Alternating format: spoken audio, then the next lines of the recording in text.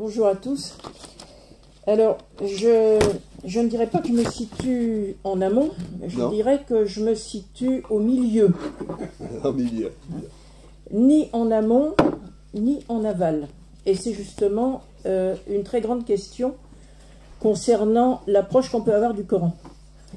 Alors, je ne sais pas si vous avez essayé de le lire en français, dans une des multiples traductions, et je ne sais pas si vous y avez compris quelque chose.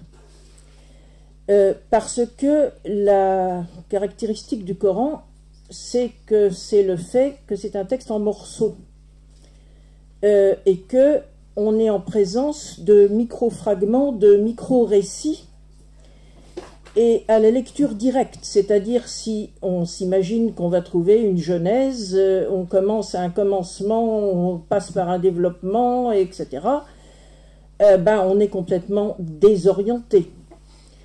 Et cette caractéristique du Coran fait que on le lit quand même de façon directe, mais le sens qu'on donne à partir de cette lecture directe, il faut s'interroger sur le type de lecture que ça produit. Parce que dans la mesure où c'est un texte qui n'est pas narratif d'un bout à l'autre, pour essayer d'avoir une lecture cohérente qui rende compte de l'argumentaire coranique, c'est tout un travail qu'il faudrait accomplir à partir d'un thème, et il faudrait rechercher tous les éléments qui sont en rapport avec ce thème, c'est-à-dire constituer un corpus. Or, la lecture directe ne permet absolument pas de construire un corpus. C'est un travail, et c'est un travail qu'on fait avec les ouvrages de référence qui donnent, par exemple, vous avez, c'est en arabe, mais on le trouve également en français de façon plus difficile. Vous prenez un mot en arabe et vous cherchez toute sa présence dans le Coran, vous cherchez un thème, et il faut absolument que vous mettiez sur la table devant vous tous les fragments qui concernent ce thème. Or, qui fait cela ? Et où trouve-t-on ce genre de pratique? Alors, ça pose le problème de la lecture. Alors, les lectures directes, et c'est valable non seulement pour le Coran, mais pour d'autres textes, les lectures directes sont des lectures dont je dirais qu'elles sont appropriatives. C'est-à-dire que vous lisez à partir de ce que vous êtes, à partir de ce que vous savez, et vous êtes absolument incapable, si vous n'avez pas construit un savoir, d'avoir une lecture autre que la vôtre. Mais si vous êtes un croyant convaincu, vous êtes, je dirais, par rapport à cette pratique de la lecture, dans une grande naïveté. Vous avez l'impression de comprendre, et vous vous appropriez cette compréhension qui est la vôtre, comme s'il s'agissait d'une vérité, d'autant plus que, en tant que croyant, pour vous, c'est une parole divine. Donc, vous êtes l'interprète de la parole divine et vous n'allez pas chercher plus loin. Alors, une lecture historique, c'est pas ça du tout. Une lecture historique, d'abord, qu'est-ce que c'est qu'une lecture? Une lecture, ça n'est pas une réception de sens. Ça, les sciences de la communication l'ont bien montré. Une lecture, c'est une production de sens. C'est-à-dire que tout lecteur produit du sens à son corps défendant, même s'il ne le sait pas. Il produit à partir de ce qu'il sait, à partir de ce qu'il est. Donc, si la lecture est une production de sens, il faut historiquement définir un producteur, c'est-à-dire la personne qui produit le sens, et il faut définir un lieu où se trouve ce producteur. Autrement dit, il faut répondre à deux questions, qui et où. Ça, ce sont les premiers éléments. Il faut identifier la personne qui produit le sens, le milieu dans lequel, alors la personne, ça peut être un collectif, le milieu dans lequel ce sens est produit, ça c'est la première chose. Bon. Donc on identifie la source du sens qui est donné. Et quand on fait de l'histoire, on ajoute une autre dimension, c'est la dimension temporelle. On ne peut pas faire d'histoire sans chronologie, c'est pas possible. Donc, il faut dire la lecture de qui, la lecture d'où et la lecture de quand. Autrement dit, face à un texte comme le Coran, qui est un texte sacré, mais il y a d'autres textes sacrés, ces textes sacrés ont comme caractéristique d'être produits à un moment donné, dans un milieu donné, pour des gens auxquels ils s'adressent, et ces textes sacrés, leur caractéristique, c'est ensuite de voyager. Bon, ces textes sacrés, tous, il n'y a pas que le Coran, tous ces textes sacrés voyagent. Alors, le Coran, par rapport aux autres textes sacrés, aux textes bibliques, a cette caractéristique d'avoir été relativement peu traduit. Il a été traduit en persan à un certain moment, il a été traduit plus tard en latin pour provoquer des réfutations, jusqu'à l'une des dernières réfutations, c'est Maracci, dont vous n'avez pas parlé, qui était un prêtre, qui était le confesseur d'un pape, il me semble bien. Donc les traducteurs en latin en particulier, ils traduisaient à la fois le texte, mais en même temps ils essayaient de réfuter, puisqu'on était dans un contexte de polémique interreligieuse. Mais en tout cas, face à un texte comme le Coran, il faut que vous disiez à quel niveau de lecture vous vous situez. Est-ce que vous vous situez dans une lecture qui serait celle des premiers auditeurs du Coran, de ce qu'on considère avoir été le Coran? Autrement dit, est-ce que vous vous situez dans la société du 7e siècle, en Arabie, où je pense qu'on peut aller plus loin? Est-ce que vous vous situez à la fois en Arabie et dans l'espace omeyyade jusqu'à la fin du 7e siècle, puisqu'on pense que c'est à peu près à ce moment-là que le texte du Coran est établi? Or, je considère historiquement que la période omeyyade est encore une période qui relève très largement de la mentalité d'origine, c'est-à-dire de la mentalité de la société d'origine, la société tribale d'Arabie, dans la mesure où le Coran, jusqu'à la fin du 7e siècle, il est destiné avant tout sociologiquement aux Arabes d'Arabie, aux tribus arabes, puisque la parole coranique est censée s'adresser à ceux qui ont reçu le Coran dans cette langue. Et ce qu'on ne dit sans doute pas suffisamment, c'est que jusqu'à la période abbasside, c'est-à-dire jusqu'au milieu du 8e siècle, si on voulait devenir ce que nous appelons musulmans, et je dirais que déjà on est dans l'impropriété, parce que il faudrait dire si on voulait entrer, non pas devenir musulman, se convertir, mais entrer dans l'alliance du Dieu du Coran, c'est-à-dire dans l'alliance d'Allah, eh bien, il fallait appartenir à une tribu arabe. Autrement dit, les populations extérieures à la péninsule arabique, ou les populations qui n'étaient pas en contact avec une tribu issue de la péninsule arabique, ne pouvaient pas entrer dans l'alliance d'Allah, je ne dirais même pas se convertir, sauf si une tribu les acceptait dans ses rangs. Et vous imaginez bien que les tribus, elles n'avaient pas envie d'accepter des gens qui ne leur étaient pas proches, donc la conversion elle-même n'existait pas au sens où on l'entend par la suite dans l'islam construit des Abbassides. Elle n'existe pas avant au plus tôt le milieu du 8e siècle, c'est-à-dire à la chute des Omeyyades, et les Abbassides qui arrivent et qui rejettent le système d'origine, c'est-à-dire le système tribal.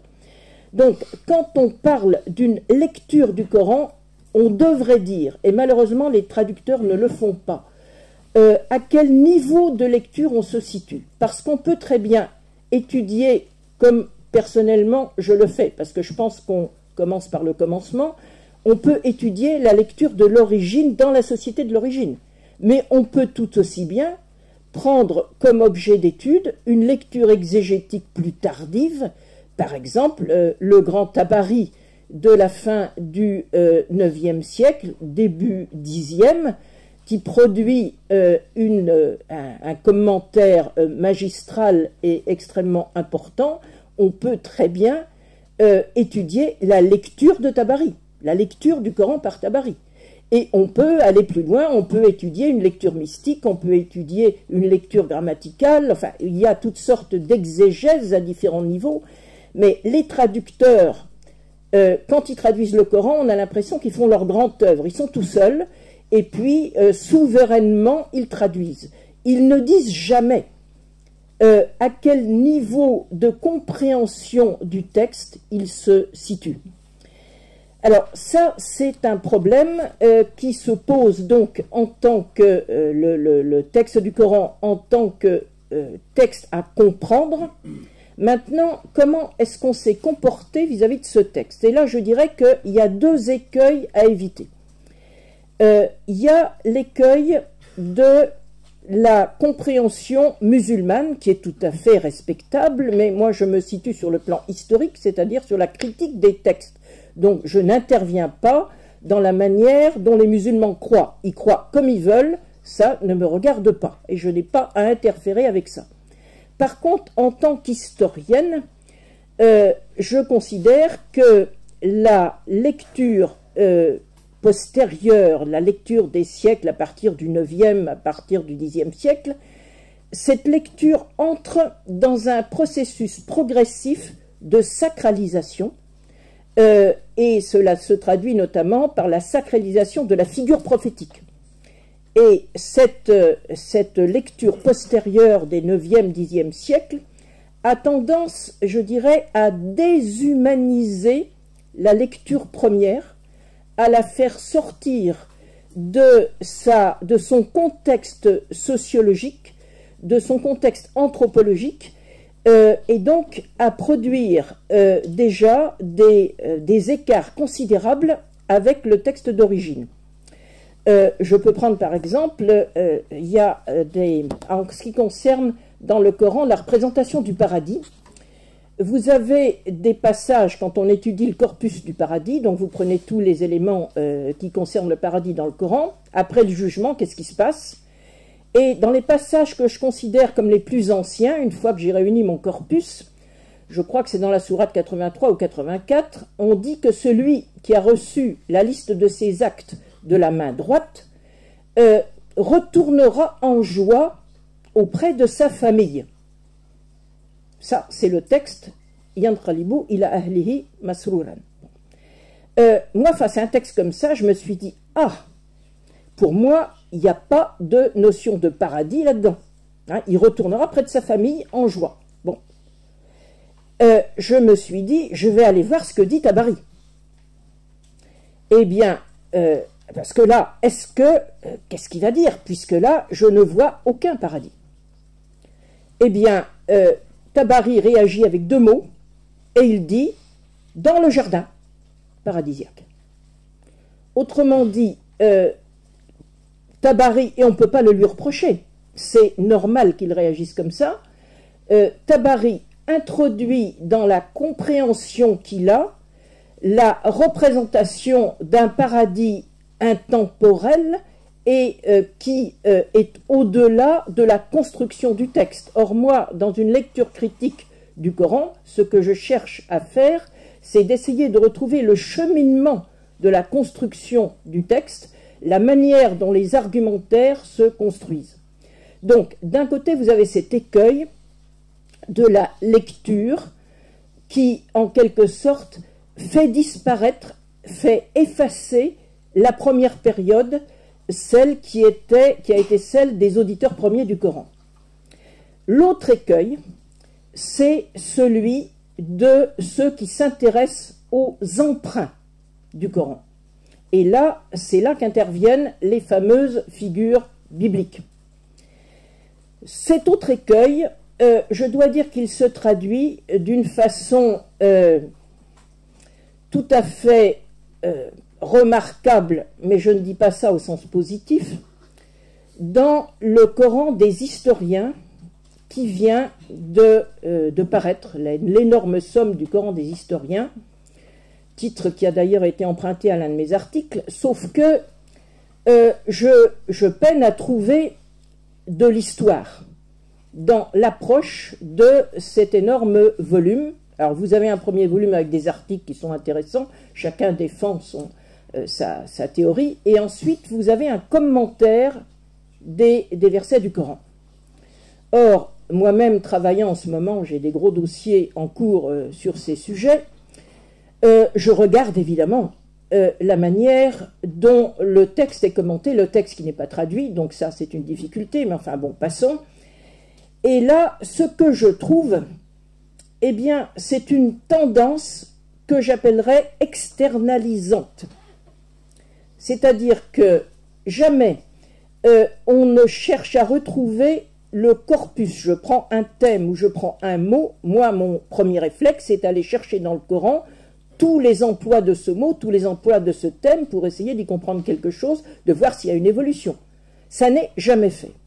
Par contre, ce qui est fait, c'est la recherche de l'amont, alors le véritable amont, c'est-à-dire des sources talmudiques, des sources midrashiques, des sources des apocryphes chrétiens, et là, il y en a sans aucun doute, ces sources-là, elles existent bien, elles viennent au départ très probablement du Yémen, qui était judaïcisé, au moins dans ses élites, depuis le IVe siècle, et christianisé depuis la deuxième moitié du Ve, donc avant l'islam. Donc il y a manifestement des éléments qui remontent de sources extérieures. Mais ce qui est intéressant du point de vue d'une lecture historique, ça peut être effectivement de détecter si tel récit coranique peut trouver sa source dans tel apocryphe ou dans tel passage d'un texte antérieur. Mais ce qui est important pour établir une lecture critique qui réponde aux enjeux de la production première du Coran dans son milieu d'origine, c'est de savoir l'usage qui est fait de cet emprunt. Et là, je dirais que le grand défaut du Coran des historiens, et c'est là que je dis que ce ne sont pas des historiens du tout, eh bien, le grand défaut, c'est que l'usage qui est fait de ces emprunts qui viennent d'ailleurs n'est jamais étudié. Au contraire, je vais prendre un exemple. J'ai travaillé récemment sur la sourate 106, qui est une très courte sourate, qui est une des plus anciennes du Coran. Je dirais que même c'est une sourate qui relève de ce que je considère avoir été la phase pré-biblique du Coran, c'est-à-dire les quelques passages du Coran où il n'y a vraiment aucun élément d'allure biblique. Il n'y a pas d'eschatologie, il n'y a pas de jugement, il n'y a pas de création, il n'y a pas d'enfer, il n'y a pas de paradis, il n'y a rien de tout ça. Mais il y a simplement la mise en évidence de l'alliance d'un Dieu protecteur avec les Mécois. Et c'est le fameux passage « Rendez culte au Seigneur de cette demeure ». Je ne dirais certainement pas de ce temple qui pour moi est une impropriété. La Kaaba n'a pas l'air d'un temple, hein. C'est un site béthylique avec des pierres sacrées. Bon, et on tourne autour. Donc vous avez simplement ce culte à ce Dieu préférentiel qui est le Seigneur de cette demeure. Ce Seigneur de cette demeure, eh bien, il préserve la cité mécoise de la famine. Il faut savoir que la Mecque est un lieu sans aucune agriculture et que pour manger, on est obligé de faire un voyage de 8 jours de marche pour aller dans la montagne à 1800 mètres à Taïf ou un petit peu vers Jeddah.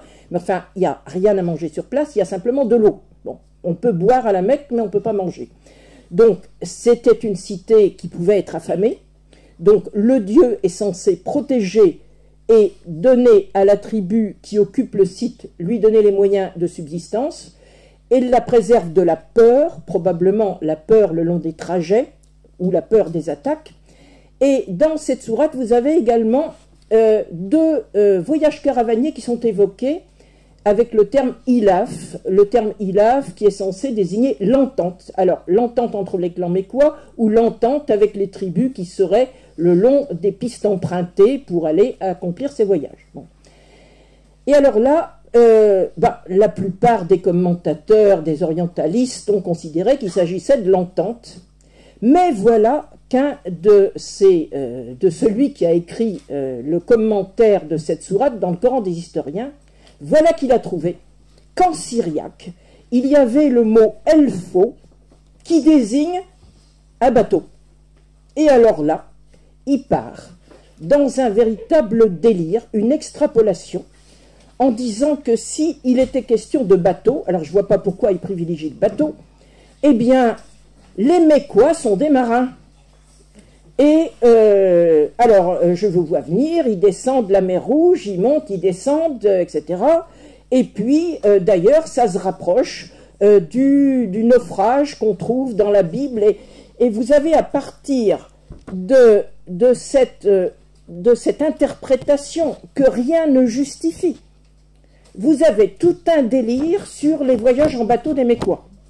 Vous savez sans doute, ou peut-être, que personnellement, je ne crois pas un mot du voyage en Éthiopie qui figure pas du tout dans le Coran, mais dans la tradition postérieure, où eh bien, les pauvres Mécois persécutés, certains d'entre eux seraient partis se réfugier auprès du Négus qui était le roi d'Aksum à l'époque, et il faut regarder une carte de géographie pour se rendre compte où est Aksum.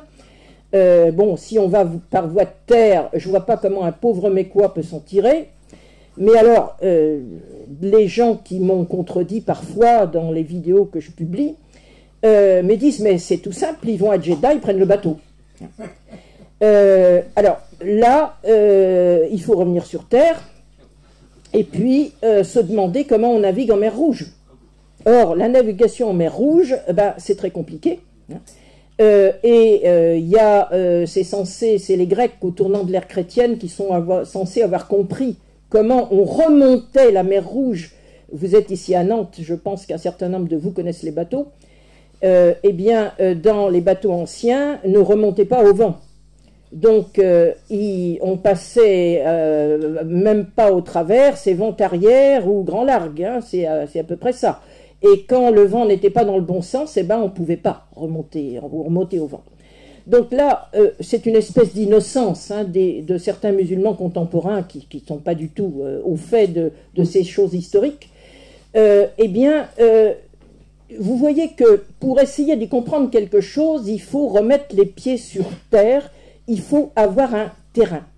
Or, je dirais que si on part dans ce genre de délire avec des bateaux qui n'existent pas en faisant des Mécois, des marins, eh bien, on se situe... Pourquoi est-ce qu'on fait ça?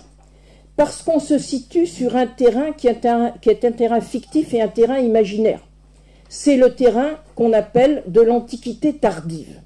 Alors, l'Antiquité tardive, moi, au départ, je pensais que c'était l'Empire romain, le bas Empire romain.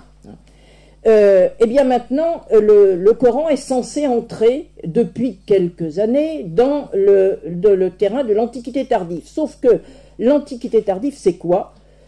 C'est pas un terrain, c'est pas une société. Ce sont plusieurs siècles et c'est un espace démesuré. Quand on joue avec une focale aussi large, eh bien je dirais qu'on peut dire absolument n'importe quoi et on peut s'autoriser à tomber dans n'importe quel délire. Alors, en ce qui concerne les figures bibliques dans le Coran, comment peut-on s'en sortir? Eh bien, je pense que ce qu'il faut se demander, c'est ces figures bibliques dans le Coran. Alors, les thèmes bibliques ou les figures bibliques, ça n'est pas pour faire joli, ça n'est pas pour être fidèle à la Bible, et ce n'est pas en demandant l'autorisation aux hommes de la Bible. Si des thèmes bibliques ont été utilisés dans le Coran, c'est pour servir l'argumentaire proprement coranique, et c'est là que l'on rencontre ce que j'appellerais le discours profond du Coran. Le discours profond du Coran qui n'est pas le discours de surface, c'est celui qui répond aux fonctionnalités profondes de la société du Coran. Et c'est en pensant à cela que j'ai écrit ce livre au titre provocateur, Les 3 piliers de l'islam, qui sont en fait 3 fonctions sociales de cette société que le Coran reprend à son compte, à savoir l'alliance avec un Dieu protecteur, la guidance parce qu'on est dans un espace de désert où se perdre c'est mourir, et le don parce que dans une société sans structure étatique, le don est un principe de solidarité fondamental. Donc il faut revenir à ce type de terrain si on se place au niveau de la lecture première et considérer que les emprunts bibliques du Coran lui servent à quelque chose et qu'ils sont reconfigurés, qu'ils sont ce que j'appelle coranisés pour être mis en accord avec l'imaginaire du Coran qui est aussi l'imaginaire de sa propre société. Et c'est là que j'en suis venu, alors que j'avais écrit en 2008 un livre sur les figures bibliques du Coran. Un jour, à l'occasion d'un colloque auquel on m'avait invité, je me suis aperçu tout d'un coup que dans mon livre de 2008, j'avais oublié Adam. Je me suis dit, c'est quand même bizarre. Adam, c'est une figure importante dans la Genèse, Bon. Je me suis dit, mais pourquoi j'ai oublié Adam? Et alors, je vais terminer rapidement, eh bien, je me suis aperçu que Adam ne joue dans le Coran qu'un rôle tout à fait secondaire, parce que le Coran s'est abstenu de se représenter un premier homme. Dans le Coran, vous n'avez pas de premier homme, parce que la société du Coran n'a pas besoin de premier homme. La création dans le Coran, c'est quoi? C'est une société fonctionnelle qui doit être efficace tout de suite pour répondre aux besoins des hommes. Alors, Adam, dans cette histoire, il sert pas à grand-chose. Alors, vous avez, dans la sourate 20, vous avez un récit qui est très intéressant, où on nous dit que Adam, mais alors on ne dit pas que c'est un premier homme, Adam a été créé, alors il y a d'abord l'histoire d'Iblis, donc ça c'est une autre histoire, je ne vais pas m'attarder là-dessus, ce serait trop long. Donc je parle d'Adam dans le jardin, il y a un Adam dans le jardin dans le Coran. On ne nous dit pas que c'est un premier homme, on dit simplement qu'il est avec sa famille, avec sa femme, on ne donne pas le nom de la femme, dans un lieu de prospérité. Et dans ce lieu de prospérité, on lui dit, il y a l'arbre d'éternité, tu n'as pas le droit d'en manger. Hein, alors que dans la Bible, au contraire, il est éternel. Bon. Donc, Adam, trompé par le diable, mange de l'arbre de l'éternité, donc Dieu se met en colère, et le chasse du jardin avec sa femme. Mais alors, là, c'est là que ça devient intéressant, alors que dans le cadre biblique, Adam chassé du jardin, dans le cadre biblique, c'est la femme qui est coupable, dans le Coran, c'est lui qui est coupable, eh bien, la conséquence, c'est qu'il est chassé, bien sûr, mais il ne supporte absolument le poids d'aucune faute une fois qu'il a été chassé. Au contraire, son Dieu bienveillant lui montre la bonne voie.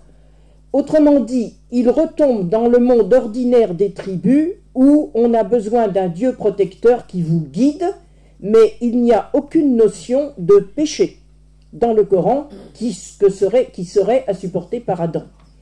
Alors, c'est là que je me suis rendu compte pourquoi la figure d'Adam était si peu représentée dans le Coran.